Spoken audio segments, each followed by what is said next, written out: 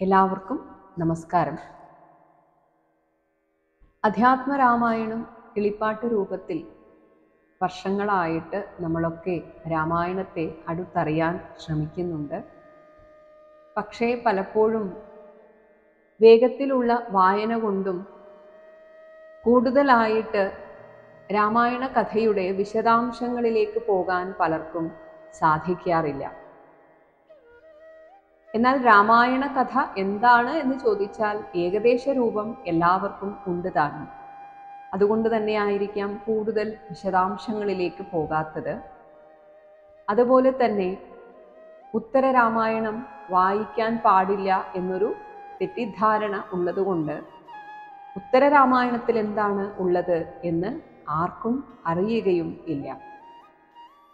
അതുകൊണ്ട് തന്നെ ഈ ഒരു പോരായ്മകളൊക്കെ പരിഹരിക്കാൻ രാമായണം കഥാരൂപത്തിൽ ഭഗവാന്റെ അവതാര കഥ മുതൽ വൈകുണ്ഠ ആരോഹണം വരെയുള്ള ആ കഥാരൂപത്തിൽ തന്നെ പറയാം എന്ന് നിശ്ചയിച്ചു. അങ്ങനെയാണ് ഇത് ആരംഭിക്കുന്നത്. രാമായണ കഥ ആരംഭിക്കുന്നത് സത്യലോകത്തിൽ വെച്ചാണ്. രാവണൻ മുതലായ രാക്ഷസന്മാരുടെ ഭാരം താങ്ങാൻ വയ്യാതായ ഭൂമിദേവി ഒരു പശുവിൻ്റെ രൂപം സ്വീകരിച്ച് ദേവന്മാരോടും മുനിമാരോടും കൂടി സത്യലോകത്ത് ചെന്നു. കരഞ്ഞുകൊണ്ട് തൻ്റെ ദുഃഖം മുഴുവൻ ഭൂമിദേവി ബ്രഹ്മദേവനോട് പറഞ്ഞു. ബ്രഹ്മദേവൻ അല്പസമയം സമാധിയിൽ ഇരുന്നപ്പോൾ ഭൂമിദേവിയുടെ ദുഃഖത്തിനുള്ള കാരണവും അതിനുള്ള പരിഹാരവും ബ്രഹ്മദേവന് അറിയാൻ കഴിഞ്ഞു. അങ്ങനെ ബ്രഹ്മദേവൻ ഭൂമിദേവിയോടും മറ്റ് ദേവന്മാരോടും മുനിമാരോടും കൂടി പാലാഴി തീരത്തിലേക്ക് പോയി. എല്ലാവരുടെയും ഹൃദയത്തിൽ അന്തര്യാമിയായിട്ടിരിക്കുന്ന ആ ഭഗവാൻ സർവരുടെയും നിയന്താവുമാണ്, എല്ലാം അറിയുന്നവനും ആണ്. അങ്ങനെയുള്ള ഭഗവാനെ വേദമന്ത്രങ്ങൾ കൊണ്ടും പൗരാണിക സ്തോത്രങ്ങൾ കൊണ്ടും ഭക്തിപരവശനായി ആനന്ദക്കണ്ണീരൊഴുക്കിക്കൊണ്ട് ബ്രഹ്മദേവൻ ഗദ്ഗദ കണ്ഠത്തോടെ സ്തുതിച്ചു. ഈ സ്തുതിയൊക്കെ വളരെ വിശദമായിട്ട് അധ്യാത്മരാമായണത്തിൽ ഉണ്ട്. അതുകൊണ്ട് അത്തരം വിശദീകരണത്തിലേക്ക് ഞാൻ പോകുന്നില്ല. ബ്രഹ്മാവിൻ്റെ സ്തുതിയിൽ സന്തുഷ്ടനായ ഭഗവാൻ ശ്രീഹരി അവർക്ക് മുന്നിൽ പ്രത്യക്ഷനായി. എന്നിട്ട് ബ്രഹ്മാവിനോട് ചോദിക്കുകയാണ്, ഞാൻ എന്താണ് നിങ്ങൾക്ക് വേണ്ടി ചെയ്യേണ്ടത്? അപ്പോൾ ബ്രഹ്മദേവൻ മറുപടി പറഞ്ഞു, വിശ്രവസിൻ്റെ പുത്രനായ രാവണൻ രാക്ഷസ ചക്രവർത്തിയാണ്. മനുഷ്യർക്കൊഴികെ മറ്റാർക്കും കൊല്ലാൻ കഴിയില്ല എന്നൊരു വരം ഞാൻ തന്നെയാണ് അവന് കൊടുത്തത്. അതുകൊണ്ട് തന്നെ ആ വരം ലഭിച്ച് ഗർവിതനായ അവൻ 3 ലോകങ്ങളെയും ലോകപാലന്മാരെയും വല്ലാതെ ഉപദ്രവിച്ചുകൊണ്ടിരിക്കുന്നു. അതുകൊണ്ട് ഭഗവാനെ, അവിടുന്ന് മനുഷ്യനായി അവതരിച്ച് ഈ ദേവന്മാരുടെയൊക്കെ ശത്രുവായ രാവണനെ സംഹരിക്കുവാൻ ദയ ചെയ്യണം. ഇത് കേട്ട് ഭഗവാൻ പറഞ്ഞു, കശ്യപ പ്രജാപതി വളരെ കാലം തപസ് ചെയ്ത് എന്നെ സന്തോഷിപ്പിച്ചു. ഞാൻ അവരുടെ പുത്രനായി ജനിക്കണം എന്ന വരം വാങ്ങി. അങ്ങനെ ആവാം എന്ന് ഞാൻ അനുഗ്രഹിച്ചിരുന്നു. ഇപ്പോൾ അദ്ദേഹം, അതായത് കശ്യപ പ്രജാപതി, ദശരഥ മഹാരാജാവായി ഭൂമിയിൽ ജനിച്ചിട്ടുണ്ട്. ദശരഥ മഹാരാജാവിൻ്റെ 3 ഭാര്യമാരിൽ ഒരാളായ കൗസല്യ അതിഥി മാതാവിൻ്റെ പുനർജന്മമാണ്, അല്ലെങ്കിൽ അവതാരമാണ്. അങ്ങനെ അവരുടെ മകനായിട്ട് ഞാൻ ജനിക്കുന്നതാണ്. യോഗമായാദേവി സീത എന്ന പേരിൽ വിദേഹ രാജകുമാരിയായിട്ട് ജനിക്കും. ഇങ്ങനെ സീതയോടൊന്നിച്ച് ഞാൻ നിങ്ങൾ എന്താണോ ആഗ്രഹിക്കുന്നത് ആ കാര്യമെല്ലാം, അതായത് സീതയെ മുൻനിർത്തി ഞാൻ സാധിപ്പിച്ചു തരാം. ഇങ്ങനെ പറഞ്ഞ് ഭഗവാൻ അന്തർധാനം ചെയ്തു.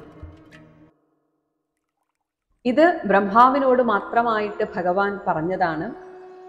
ഈ കാര്യം ബ്രഹ്മാവ് തൻ്റെ കൂടെ വന്ന ദേവന്മാരോട് പറഞ്ഞു. ഭഗവാൻ ശ്രീഹരി രഘുവംശത്തിൽ മനുഷ്യനായി അവതരിക്കാം എന്ന് പറഞ്ഞിട്ടുണ്ട്. ഭഗവാന്റെ അവതാര ലീലകളിൽ സഹായിക്കാനായിട്ട് നിങ്ങളെല്ലാവരും വാനരന്മാരായി അംശസ്വരൂപേണ ഭൂമിയിൽ പോയി ജനിക്കുക. ഭഗവാൻ മനുഷ്യനായി ഭൂമിയിൽ താമസിക്കുന്ന കാലം മുഴുവൻ നിങ്ങൾ അദ്ദേഹത്തിന് സഹായികളായി ഭൂമിയിൽ ജീവിക്കുകയും വേണം. ഇങ്ങനെ ദേവന്മാരോട് നിർദ്ദേശിക്കുകയും എല്ലാം ശരിയാകും എന്ന് ഭൂമിദേവിയെ സമാധാനിപ്പിക്കുകയും ചെയ്ത് ബ്രഹ്മദേവൻ സത്യലോകത്തിലേക്ക് തിരിച്ചുപോയി. അങ്ങനെ ബ്രഹ്മദേവൻ പറഞ്ഞതനുസരിച്ച് ദേവന്മാർ അപ്പോൾ തന്നെ വാനരന്മാരായി അംശസ്വരൂപേണ ജനിച്ചു. വാനരന്മാർ മഹാശക്തന്മാരും പർവ്വതങ്ങളെ കൊണ്ടും വൃക്ഷങ്ങളെ കൊണ്ടും യുദ്ധം ചെയ്യുന്നവരും ആയിരുന്നു. അവർ ഭഗവാൻ മഹാവിഷ്ണുവിൻ്റെ അവതാരത്തെയും പ്രതീക്ഷിച്ചുകൊണ്ട് ഭൂമിയിൽ അവിടവിടെയായിട്ട് താമസിച്ചു പോന്നു. ഇനി ശ്രീരാമ അവതാരമാണ്. അയോധ്യയിലെ രാജാവായിരുന്ന ദശരഥൻ സത്യം മാത്രം പറയുന്നവനും പരാക്രമശാലിയും 3 ലോകങ്ങളിലും പ്രസിദ്ധനുമായിരുന്നു. വളരെ കാലം കഴിഞ്ഞിട്ടും അദ്ദേഹത്തിന് പുത്രന്മാർ ഉണ്ടായില്ല. സൂര്യവംശ രാജാക്കന്മാരുടെ ഗുരുവാണ് വസിഷ്ഠ മഹർഷി. വസിഷ്ഠ മഹർഷിയെ അഭിവാദനം ചെയ്ത് ദശരഥ മഹാരാജാവ് ചോദിച്ചു, ഗുരുദേവ, പുത്രനുണ്ടാവാൻ ഞാൻ എന്താണ് ചെയ്യേണ്ടത്? പുത്രനില്ലാത്ത എനിക്ക് രാജ്യവും സമ്പത്തും ദുഃഖകരമായിട്ടാണ് തോന്നുന്നത്. അപ്പോൾ വസിഷ്ഠ മഹർഷി മറുപടി പറഞ്ഞു, ലോകപാലന്മാരെ പോലെ സമർത്ഥരായ 4 പുത്രന്മാർ അങ്ങയ്ക്ക് ഉണ്ടാകുന്നതാണ്. അങ്ങ് സ്വന്തം പുത്രിയായ ശാന്തയെ അംഗരാജാവായ ലോമപാദന് കൊടുത്തിരുന്നുവല്ലോ. ശാന്തയെ വിവാഹം കഴിച്ചിരിക്കുന്നത് ഋഷ്യശൃംഗ മഹർഷിയാണ്. അദ്ദേഹത്തെ കൂട്ടിക്കൊണ്ടുവന്ന് ഞങ്ങളോടൊന്നിച്ച് പുത്രകാമേഷ്ടിയാഗം ചെയ്യൂ. അങ്ങനെ ആവാമെന്ന് പറഞ്ഞ് ദശരഥൻ അംഗരാജ്യത്ത് നിന്ന് ഋഷ്യശൃംഗനെ കൂട്ടിക്കൊണ്ടുവന്നു. ശരീരശുദ്ധിയോടും മനഃശുദ്ധിയോടും കൂടി യാഗം ആരംഭിച്ചു. അങ്ങനെ ഋത്വിക്കുകൾ ശ്രദ്ധയോടെ ഹവിസ് അഗ്നിയിൽ ഹോമിച്ചു. ആ ഹോമാഗ്നിയിൽ നിന്ന് സ്വർണവർണ്ണത്തോടുകൂടിയ അഗ്നിദേവൻ സ്വർണപാത്രത്തിൽ ദിവ്യമായ പായസവുമായി ഉയർന്നു വന്നു. ഈ പായസം അങ്ങ് സ്വീകരിക്കൂ. അങ്ങേക്ക് പുത്രനുണ്ടാവാനായി ദേവന്മാർ നിർമ്മിച്ചതാണ് ഇത്. പരമാത്മാവായ ഭഗവാനെ തന്നെ അങ്ങേക്ക് പുത്രനായി ലഭിക്കും. ഇത്രയും പറഞ്ഞ് രാജാവിന് പായസം നൽകി അഗ്നിദേവൻ അന്തർധാനം ചെയ്തു. അഭീഷ്ടം സാധിച്ച ദശരഥൻ വസിഷ്ഠ മഹർഷിയെയും ഋഷ്യശൃംഗനെയും നമസ്കരിച്ചു. അവരുടെ അനുവാദത്തോടെ പായസം 2ആയി പകുത്ത് ഒരു പകുതി കൗസല്യയ്ക്കും അടുത്ത പകുതി കൈകേയിക്കും കൊടുത്തു. പായസം തനിക്കും കഴിച്ചാൽ കൊള്ളാമെന്നാഗ്രഹിച്ച് ആ സമയത്ത് സുമിത്ര യാഗശാലയിലേക്ക് വന്നു. കൗസല്യയും കൈകേയിയും തങ്ങൾക്ക് കിട്ടിയതിൽ വീണ്ടും അവരുടെ പങ്കിൽ നിന്ന് പകുതി വീതം സുമിത്രക്ക് കൊടുത്തു. അങ്ങനെ പായസം കഴിച്ചതിനാൽ 3 രാജ്ഞിമാരും ഗർഭിണികളായി തീർന്നു. 10 മാസം തികഞ്ഞപ്പോൾ മേടമാസത്തിലെ വെളുത്ത പക്ഷത്തിലെ നവമി ദിവസം ഉണർദം നക്ഷത്രത്തിൽ കൗസല്യ അദ്ഭുത സ്വരൂപിയായ ഒരു കുഞ്ഞിനെ പ്രസവിച്ചു. ആ സമയത്ത് ലഗ്നം കർക്കിടകമായിരുന്നു. 5 ഗ്രഹങ്ങൾ ഉച്ചസ്ഥായിയായിട്ട് നിന്നിരുന്നു. മധ്യാഹ്ന സമയമായിരുന്നു. ആകാശത്തിൽ നിന്ന് ദേവന്മാരുടെ പുഷ്പവൃഷ്ടി ഉണ്ടായി. ദേവവാദ്യങ്ങൾ മുഴങ്ങി. ജഗത്തിൻ്റെ മുഴുവൻ രക്ഷിതാവും ഒരിക്കലും മാറ്റമില്ലാത്തവനും പരമാത്മാവുമായ ഭഗവാൻ മഹാവിഷ്ണു കൗസല്യയുടെ പുത്രനായി അവതരിച്ചു. നീലത്താമരപ്പൂവിൻ്റെ നിറമായിരുന്നു ഭഗവാന്. മഞ്ഞപ്പട്ട് ധരിച്ചിരുന്നു. ചെന്താമരപ്പൂവിതൾ പോലെ നീണ്ടു ചുവന്ന സുന്ദരമായ കണ്ണുകൾ, കാതിൽ മകരകുണ്ടലങ്ങൾ, 1000 സൂര്യന്മാർ ഒന്നിച്ചുയർന്നതുപോലെയുള്ള ശോഭ, കിരീടമണിഞ്ഞ ശിരസ്, ചുരുണ്ടു നീണ്ട തലമുടി, ശംഖചക്ര ഗദാപത്മങ്ങൾ ധരിച്ച 4 തൃക്കൈകൾ, അനുഗ്രഹത്തെ സൂചിപ്പിക്കുന്ന പുഞ്ചിരിപ്പൂ നിലാവോടുകൂടിയ മുഖം, കാരുണ്യം വഴിഞ്ഞൊഴുകുന്ന കടാക്ഷം, ശ്രീവത്സം എന്ന മറുക്, മുത്തുമാലകൾ, തോൾവളകൾ, കാൽത്തളകൾ എന്നീ ആഭരണങ്ങൾ. ഇങ്ങനെയുള്ള സ്വരൂപത്തിൽ പരമാത്മാവായ ഭഗവാൻ തൻ്റെ പുത്രനായി ജനിച്ചത് കണ്ട് ആശ്ചര്യപരവശയായി ആനന്ദക്കണ്ണീർ ഒഴുക്കിക്കൊണ്ട് തൊഴുതുകൊണ്ട് കൗസല്യ ഭഗവാനെ സ്തുതിക്കാൻ ആരംഭിച്ചു. ഈ കൗസല്യാസ്തുതി അധ്യാത്മരാമായണത്തിലുണ്ട്. ഭഗവാനെ സ്തുതിച്ചു കഴിഞ്ഞതിന് ശേഷം കൗസല്യാദേവി ഭഗവാനോട് അഭ്യർത്ഥിച്ചു, ആനന്ദമാത്രവും ആകർഷകവുമായ ബാലസ്വരൂപത്തെ സ്വീകരിക്കണേ ഭഗവാനെ. അങ്ങനെ ചെയ്താൽ കോമളബാലനായ അങ്ങയെ ആലിംഗനം ചെയ്തും അങ്ങയോട് സംസാരിച്ചും എനിക്ക് ഭക്തി വളർത്താനും അജ്ഞാനത്തിൻ്റെ അപ്പുറത്തേക്ക് കടക്കാനും കഴിയും. അപ്പോൾ ഭഗവാൻ പറഞ്ഞു, അമ്മേ, അവിടുത്തെ ഇഷ്ടം പോലെ ചെയ്യാം. രാവണനെ കൊന്ന് ഭൂമിയുടെ ഭാരം നശിപ്പിക്കാൻ ബ്രഹ്മദേവൻ അപേക്ഷിച്ചതനുസരിച്ചാണ് ഞാനിപ്പോൾ അവതരിച്ചിരിക്കുന്നത്. കഴിഞ്ഞ ജന്മത്തിൽ അമ്മയും ദശരഥ മഹാരാജാവും ഞാൻ മകനായി ജനിക്കണം എന്നാഗ്രഹിച്ച് വളരെ കാലം തപസ്സുകൊണ്ട് എന്നെ ആരാധിച്ചിരുന്നു. അതാണ് ഇപ്പോൾ നിങ്ങളുടെ പുത്രനായി പിറക്കാൻ കാരണം. പൂർവജന്മ തപസ്സിൻ്റെ ഫലമായിട്ടാണ് അമ്മയ്ക്കെന്നെ ഈ രൂപത്തിൽ കാണാൻ കഴിഞ്ഞത്. വേണ്ടത്ര സുഹൃതമില്ലാത്തവർക്ക് എന്നെ കാണാൻ കിട്ടുകയില്ല. അതേസമയം നമ്മുടെ ഈ സംവാദത്തെ, അതായത് അധ്യാത്മരാമായണത്തിലൊക്കെയുള്ള ആ സ്തുതിയെ ശ്രദ്ധയോടെ പഠിക്കുകയോ കേൾക്കുകയോ ചെയ്യുന്നവർ പോലും മരണസമയത്ത് എന്നെ സ്മരിക്കാനും സാരൂപ്യമുക്തിയെ പ്രാപിക്കാനും ഇടയായിത്തീരും. ഇങ്ങനെ കൗസല്യാദേവിയോട് പറഞ്ഞ് തൊട്ടടുത്ത നിമിഷം ഭഗവാൻ ഒരു സാധാരണ ശിശുവായി കരയാൻ തുടങ്ങി. ഉദിച്ചുയരുന്ന സൂര്യനെ പോലെ തേജസ്സോടുകൂടിയവനും അതീവ സുന്ദരനുമായിട്ടുള്ള ഒരു മകൻ തനിക്ക് ജനിച്ചു എന്ന് ദശരഥ മഹാരാജാവ് അറിഞ്ഞു.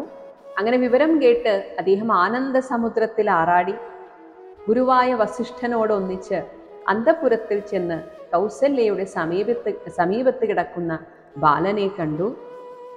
താമര ഇതൾ പോലെ നീണ്ടു സുന്ദരങ്ങളായ കണ്ണുകളോടുകൂടിയ കുഞ്ഞിനെ കണ്ട് സന്തോഷപരവശനായി തൻ്റെ പുത്രന് ജാതകർമ്മങ്ങളെല്ലാം ചെയ്തു. തൊട്ടടുത്ത ദിവസം പൂയം നക്ഷത്രത്തിൽ കൈകേയി മനോഹരനായ ഒരു ബാലനെ പ്രസവിച്ചു. അടുത്ത ദിവസം ആയില്യം നക്ഷത്രത്തിൽ സുമിത്ര പായസത്തിൻ്റെ 2 പകുതി കഴിച്ചതിനാൽ ഇരട്ട കുഞ്ഞുങ്ങളാണ് ഉണ്ടായത്. പൂർണ്ണചന്ദ്രന്മാരെ പോലെ തേജസ്വികളായ 2 ഉണ്ണികൾ. ഇങ്ങനെ പുത്രന്മാർ ജനിച്ച സന്തോഷത്താൽ ദശരഥൻ ബ്രാഹ്മണർക്ക് 1000 ഗ്രാമങ്ങളും ധാരാളം സ്വർണ്ണ നാണയങ്ങൾ, വസ്ത്രങ്ങൾ, പശുക്കൾ ഇവയൊക്കെ ദാനം ചെയ്തു. പിന്നീട് നാമകരണമായിരുന്നു. കൗസല്യയുടെ മകന് വസിഷ്ഠ മഹർഷി രാമൻ എന്ന് നാമകരണം ചെയ്തു. വിദ്യ കൊണ്ട് അജ്ഞാനം നശിക്കുമ്പോൾ യോഗികൾ രമിക്കുന്നത്, ആനന്ദിക്കുന്നത് പരമാത്മാവിലാണ്. അതിനാൽ രാമൻ എന്ന പേരിന് ആനന്ദസ്വരൂപനായ പരമാത്മാവ് എന്നാണ് അർത്ഥം. എല്ലാവരെയും രമിപ്പിക്കുന്നവൻ, ആനന്ദിപ്പിക്കുന്നവൻ എന്ന അർത്ഥം. ഭരണത്തിൽ അതിവിദഗ്ധനായി തീരും എന്നതിനാൽ കൈകേയിയുടെ മകന് ഭരതൻ എന്നും പേർ നൽകി. സുമിത്രയുടെ ഒരു മകൻ സർവലക്ഷണങ്ങളും തികഞ്ഞവൻ ആയതിനാൽ ലക്ഷ്മണൻ എന്ന് പേരിട്ടു. ശത്രുക്കളെ സംഹരിക്കുന്നവനായി തീരും എന്ന അർത്ഥത്തിൽ സുമിത്രയുടെ മറ്റേ പുത്രന് ശത്രുഘ്നൻ എന്നും നാമകരണം ചെയ്തു. കൗസല്യാദേവി തൻ്റെ പായസത്തിൻ്റെ ഒരു പകുതിയാണ് സുമിത്രക്ക് കൊടുത്തത്. അതുകൊണ്ട് തന്നെ സുമിത്രയുടെ ഒരു മകനായ ലക്ഷ്മണൻ എല്ലാ സമയത്തും രാമനോട് ഒന്നിച്ചായിരുന്നു. അതേസമയം കൈകേയി കൊടുത്ത പായസത്തിൻ്റെ ഒരംശം, അതുകൊണ്ട് തന്നെ കൈകേയിയുടെ മകനായ ഭരതനോടൊപ്പമായിരുന്നു സുമിത്രയുടെ മറ്റേ പുത്രനായ ശത്രുഘ്നൻ. ഇവർ ഒരുമിച്ചാണ്, അതായത് രാമലക്ഷ്മണന്മാർ ഒരുമിച്ച്, ഭരതശത്രുഘ്നന്മാർ ഒരുമിച്ച്. അത് ആ പായസം കൊടുത്തതിൻ്റെ കണക്ക് പോലെയായിരുന്നു എന്നാണ് പറയപ്പെടുന്നത്. എന്തായാലും രാമൻ ലക്ഷ്മണനോടൊന്നിച്ച്, എല്ലാ മക്കളോടും ഒന്നിച്ച് ആകർഷകങ്ങളായ ബാലലീലകളെ കൊണ്ട് അച്ഛനമ്മമാരെ ആനന്ദിപ്പിച്ചു. പുഞ്ചിരിക്കുമ്പോൾ മുല്ലമൊട്ടുപോലെ മനോഹരങ്ങളായ കുഞ്ഞിപ്പല്ലുകൾ അല്പാൽപ്പം പുറമേക്ക് പ്രകാശിച്ചിരുന്നു.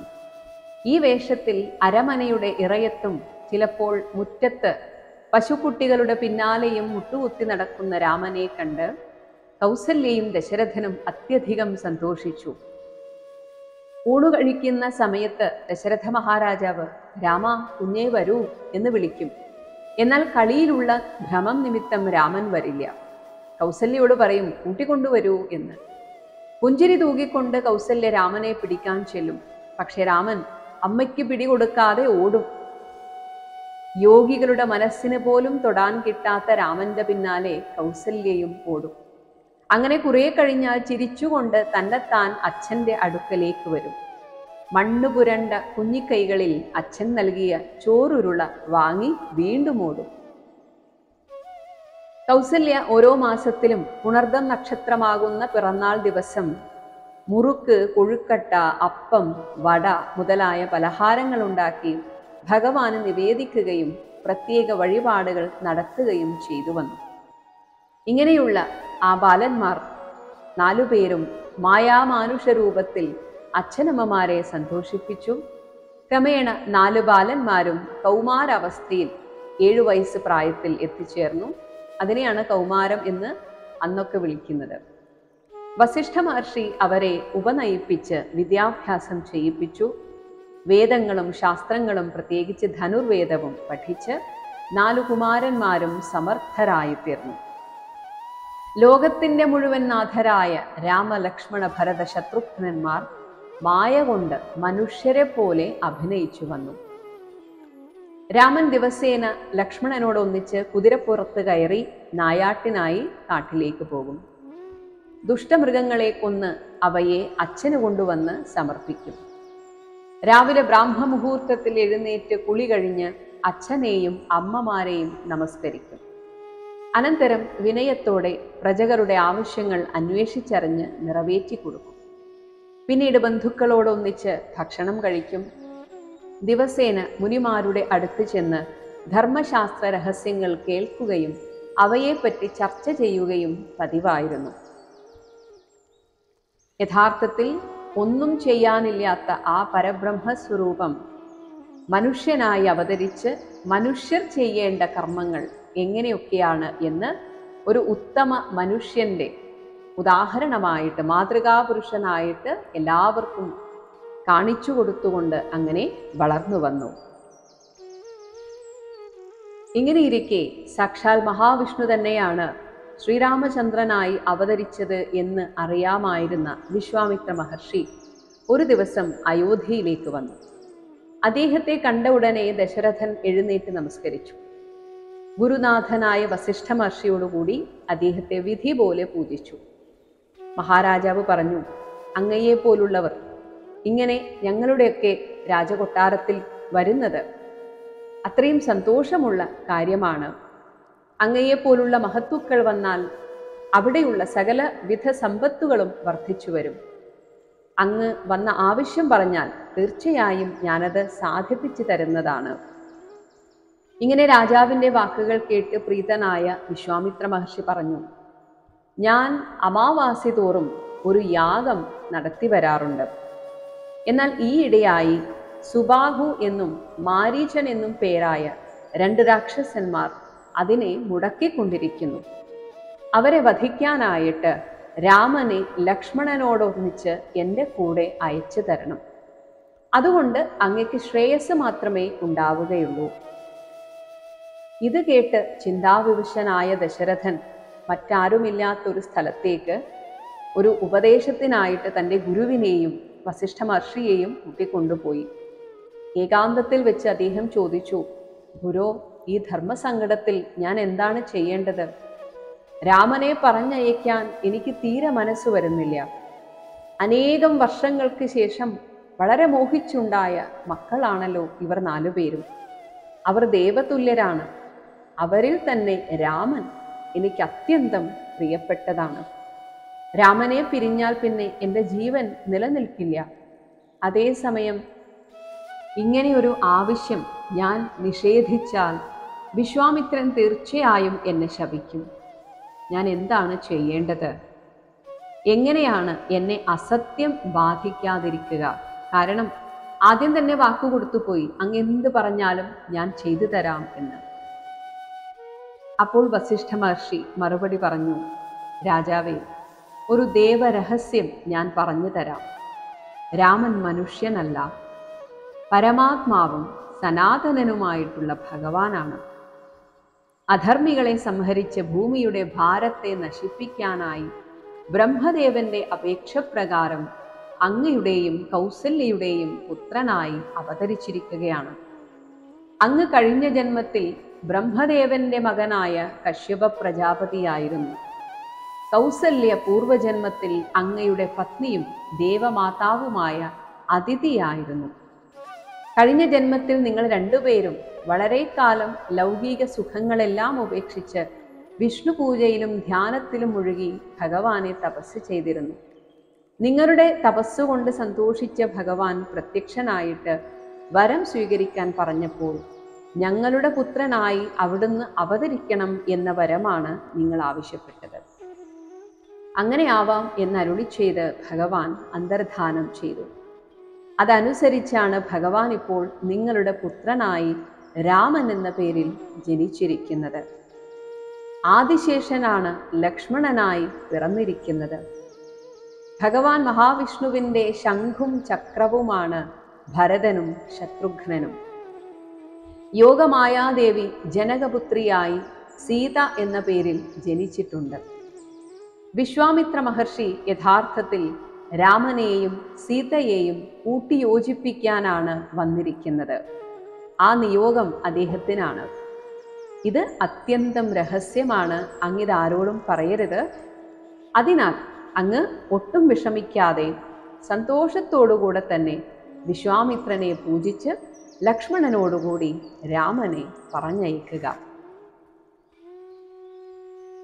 വസിഷ്ഠ മഹർഷി ഇപ്രകാരം പറഞ്ഞപ്പോൾ സന്തോഷം നിറഞ്ഞ ഹൃദയത്തോടെ ദശരഥ മഹാരാജാവ് രാമലക്ഷ്മണന്മാരെ വിശ്വാമിത്ര മഹർഷിയുടെ കൈകളിൽ ഏൽപ്പിച്ചു കൊടുത്തു. അങ്ങനെ സന്തുഷ്ടനായി തീർന്ന വിശ്വാമിത്രൻ ദശരഥനെ ആശീർവദിച്ചു. വില്ലും ശരങ്ങൾ നിറച്ച ആവനാഴിയും വാളും ധരിച്ച് രാമനും ലക്ഷ്മണനും വിശ്വാമിത്ര മഹർഷിയെ അനുഗമിച്ചു. അല്പദൂരം പോയ ശേഷം മഹർഷി രാമലക്ഷ്മണന്മാർക്ക് ബല എന്നും അതിബല എന്നും 2 ദിവ്യമന്ത്രങ്ങൾ ഉപദേശിച്ചു കൊടുത്തു. ഇവയെ ജപിച്ചാൽ വിശപ്പും ദാഹവും അകലുന്നതാണ്. അനന്തരം ഗംഗാനദി കടന്ന് 3 പേരും താടകാവനത്തിൽ എത്തിച്ചേർന്നു. പരാക്രമശാലിയായ രാമനോട് വിശ്വാമിത്ര മഹർഷി പറഞ്ഞു, രാമ, താടക എന്ന ഘോര രാക്ഷസി ഈ കാട് മുഴുവൻ അടക്കി ഭരിച്ചു വരുന്നു. അവൾ ഭയങ്കരിയാണ്, ലോകോപദ്രവകാരിയാണ്. സ്ത്രീയാണല്ലോ എന്ന് ശങ്കിക്കാതെ അവളെ വധിച്ചാലും. അങ്ങനെയാവാം എന്ന് പറഞ്ഞ് രാമൻ വില്ലിൽ ഞാൺ കെട്ടി ഒരു ചെറു ഞാണൊലിയിട്ടു. ആ ശബ്ദം കാട് മുഴുവൻ മാറ്റൊലിക്കൊണ്ടു. താടക അത് തന്നോടുള്ള വെല്ലുവിളിയായി കണക്കാക്കി ഭയങ്കര സ്വരൂപിണിയും മേഘം പോലെ കറുത്തിരുണ്ടവളുമായ അവൾ ക്രോധം കൊണ്ട് മതിമറന്നവളായി രാമന്റെ നേരെ പാഞ്ഞു ചെന്നു. രാമൻ ഒരു ഉഗ്രശരം അവളുടെ മാറിലേക്ക് പ്രയോഗിച്ചു. അതേറ്റ് ഹൃദയം പിളർന്ന് അവൾ മരിച്ചു വീണു. എന്നാൽ അവളുടെ ശരീരത്തിൽ നിന്ന് അതിസുന്ദരിയായി സർവാഭരണഭൂഷിതയായി ഒരു യക്ഷി ഉയർന്നു വന്നു. അവൾ അഗസ്ത്യ മഹർഷിയുടെ ശാപത്താൽ രാക്ഷസിയായി തീർന്നവളായിരുന്നു. ശ്രീരാമന്റെ അനുഗ്രഹത്താൽ അവൾക്ക് ശാപമോക്ഷം വന്നു. അങ്ങനെ രാമനെ പ്രദക്ഷിണം വെച്ച് നമസ്കരിച്ച് അനുജ്ഞ വാങ്ങി അവൾ സ്വർഗത്തിലേക്ക് പോയി. താടകാവധം കണ്ട് സന്തോഷിച്ച വിശ്വാമിത്ര മുനി രാമനെ ഗാഠഗാഠം ആലിംഗനം ചെയ്തു ശിരസിൽ മുകർന്നു. അല്പം ആലോചിച്ച ശേഷം സകല ദിവ്യാസ്ത്രങ്ങളും അവ പ്രയോഗിക്കാനും ഉപസംഹരിക്കാനുമുള്ള മന്ത്രത്തോടെ രാമന് ഉപദേശിച്ചു കൊടുത്തു. വിശ്വാമിത്രൻ ക്ഷത്രിയനായിരുന്നു ഒരു കാലത്ത്. ആ കഥ ഞാൻ മുൻപ് പറഞ്ഞിട്ടുണ്ട്. ആ കാലത്ത് ശിവനെ തപസ് ചെയ്ത് സന്തോഷിപ്പിച്ച് സകല ദിവ്യാസ്ത്രങ്ങളും മന്ത്രസമേതം വരങ്ങളായി വാങ്ങിയിരുന്നു. പിന്നീട് ബ്രഹ്മർഷിയായി തീർന്ന അദ്ദേഹത്തിന് അതിൻ്റെ ആവശ്യം ഇല്ലാതെ വന്നു. ആ ദിവ്യാസ്ത്രങ്ങളെയാണ് ഇപ്പോൾ അദ്ദേഹം ശ്രീരാമന് ഉപദേശിച്ചത്. അപ്പോൾ എന്ത് സംഭവിക്കുമ്പോഴും അതെല്ലാം നല്ലതിനായി തീരുന്നു എന്നാണ്. ഇവിടെ വിശ്വാമിത്ര മഹർഷി ശരിക്കും യാഗരക്ഷയ്ക്ക് മാത്രമായിട്ടല്ല വന്നത്. വലിയ ഒരു നിയോഗം അദ്ദേഹത്തിനുണ്ട്. പ്രത്യേകിച്ച് ഇതുപോലെയുള്ള ദിവ്യാസ്ത്രങ്ങളൊക്കെ പിന്നീട് രാമരാവണ യുദ്ധത്തിന് അദ്ദേഹത്തിന് ശ്രീരാമചന്ദ്രന് പ്രയോജനപ്പെടും. ആ ഒരു ഉപദേശവും കൂടിയാണ് വിശ്വാമിത്ര മഹർഷിയുടെ കൂടെയുള്ള ഈ യാത്രയിൽ ശ്രീരാമചന്ദ്രന് ലഭിച്ചത്. അന്ന് രാത്രി വിശ്വാമിത്ര മഹർഷിയും രാമലക്ഷ്മണന്മാരും കാമാശ്രമത്തിൽ താമസിച്ചു. പിറ്റേ ദിവസം രാവിലെ പുറപ്പെട്ട് മധ്യാഹ്നമായപ്പോഴേക്കും വിശ്വാമിത്ര മഹർഷിയുടെ ആശ്രമമായ സിദ്ധാശ്രമത്തിൽ എത്തി. അവിടെയാണ് വിശ്വാമിത്ര മഹർഷി തപസ് ചെയ്യുന്നത്. ആ ആശ്രമത്തിലെ മുനിമാർ വിശ്വാമിത്രന്റെ നിർദ്ദേശപ്രകാരം രാമനെയും ലക്ഷ്മണനെയും എതിരേറ്റ് സൽക്കരിച്ചു. അടുത്ത ദിവസം ശ്രീരാമൻ വിശ്വാമിത്ര മഹർഷിയോട് പറഞ്ഞു, മഹർഷേ, അങ്ങ് യാഗത്തിന് ദീക്ഷ വരിച്ചാലും, അതായത് അതിനുള്ള ചില വ്രതങ്ങളൊക്കെയുണ്ട്, അത് ചെയ്താലും നീചന്മാരായ രാക്ഷസന്മാരെ ഞങ്ങൾക്ക് കാണിച്ചു തരൂ. അങ്ങനെ ആവാം എന്ന് പറഞ്ഞ് മഹർഷി മറ്റു മുനിമാരോടൊന്നിച്ച് യാഗം ആരംഭിച്ചു. മധ്യാഹ്ന സമയമായപ്പോഴേക്കും മാരീചൻ എന്നും സുബാഹു എന്നും പേരായ രാക്ഷസന്മാർ കുറെ അനുചരന്മാരോടുകൂടി അന്തരീക്ഷത്തിൽ പ്രത്യക്ഷപ്പെട്ടു. അവർ അഗ്നികുണ്ഡത്തിലേക്ക് ചോരയും എല്ലുകളും വർഷിക്കാൻ തുടങ്ങി. രാമൻ ഉടനെ വില്ലെടുത്ത് 2 ദിവ്യാസ്ത്രങ്ങൾ തൊടുത്ത് മാരീചന്റെയും സുബാഹുവിൻ്റെയും നേരെ വെവ്വേറെ പ്രയോഗിച്ചു.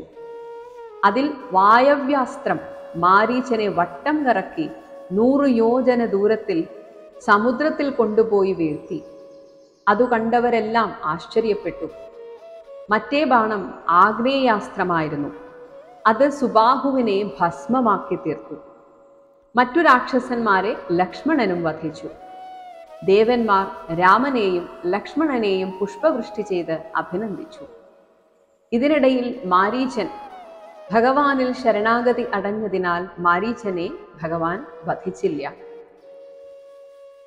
വിശ്വാമിത്ര മഹർഷി രാമനെയും ലക്ഷ്മണനെയും വേണ്ടതുപോലെ സത്കരിച്ചു. സ്വാദുള്ള ഫലമൂലങ്ങൾ ആഹാരമായിട്ട് കൊടുത്തു. പുരാണ കഥകൾ പലതും പറഞ്ഞു കൊടുത്തുകൊണ്ട് 3 ദിവസം സിദ്ധാശ്രമത്തിൽ തന്നെ താമസിച്ചു. 4ാം ദിവസം പ്രഭാതത്തിൽ വിശ്വാമിത്ര മഹർഷി പറഞ്ഞു, രാമ, വിദേഹ രാജാവിൻ്റെ രാജ്യത്ത് ഒരു യാഗം നടന്നുകൊണ്ടിരിക്കുകയാണ്. അവിടെ പരമശിവന്റെ ശ്രേഷ്ഠമായ ഒരു വില്ലുമുണ്ട്. യാഗത്തിൽ പങ്കെടുക്കാനും ആ ശൈവചാപം കാണാനുമായി നമുക്ക് അങ്ങോട്ടേക്ക് പോകാം. ജനക മഹാരാജാവ് നിങ്ങൾ 2 പേരെയും ആദരിക്കുന്നതാണ്. ഇപ്രകാരം പറഞ്ഞ് വിശ്വാമിത്ര മഹർഷി രാമലക്ഷ്മണന്മാരോടൊന്നിച്ച് മിഥിലയിലേക്ക് പുറപ്പെട്ടു. യാത്രാമധ്യേ അവർ ഗംഗാതീരത്തെത്തി. അവിടെയായിരുന്നു ഗൗതമ മഹർഷിയുടെ ആശ്രമം. ദിവ്യങ്ങളായ പുഷ്പങ്ങളും ശ്രേഷ്ഠങ്ങളായ പഴങ്ങളും ഒക്കെ സമൃദ്ധമായി ഒരുപാട് വൃക്ഷങ്ങളുമൊക്കെ അവിടെ നിറഞ്ഞു നിന്നിരുന്നു. എന്നാൽ അവിടെ മൃഗങ്ങളോ പക്ഷികളോ മറ്റ് ജീവജാലങ്ങളോ ഒന്നും അവിടെ ഉണ്ടായിരുന്നില്ല. അതുകൊണ്ട് തന്നെ ആ പ്രദേശം കണ്ട് രാമൻ ചോദിച്ചു, ഇതാരുടെ ആശ്രമമാണ്? എന്തുകൊണ്ടാണ് ഇവിടെ ആരും ഇല്ലാത്തത്?